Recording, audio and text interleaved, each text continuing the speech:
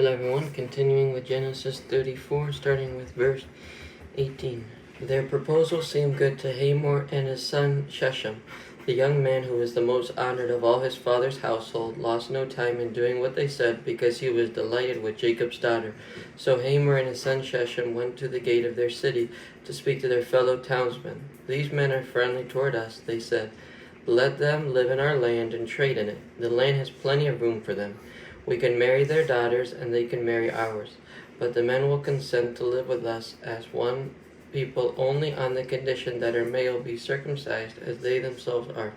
Won't their livestock, their property, and all their other animals become ours? So let us give our consent to them, and they will settle among us." All the men who went out of the city gate agreed with Hamor and his son Shechem, and every male in the city was circumcised. 3 days later, while all of them were still in pain, two of Jacob's sons, Simeon and Levi, Dinah's brothers, took their swords and attacked the unsuspecting city, killing every male. They put Hamor and his son Shechem to the sword and took Dinah from Shechem's house and left. The sons of Jacob came upon the dead bodies and looted the city where their sister had been defiled. They seized their flocks and herds and donkeys and everything else of theirs in the city and out in the fields.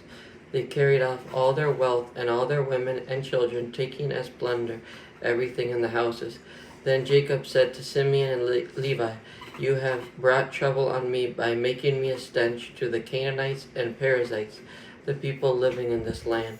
We are few in number, and if they join forces against me and attack me, I and my household will be destroyed." But they replied, "Should he have treated our sister like a prostitute?"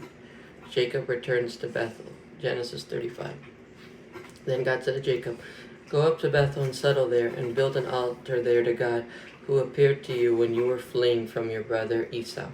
So Jacob said to his household and to all who were with him, "Get rid of the foreign gods you have with you, and purify yourselves and change your clothes.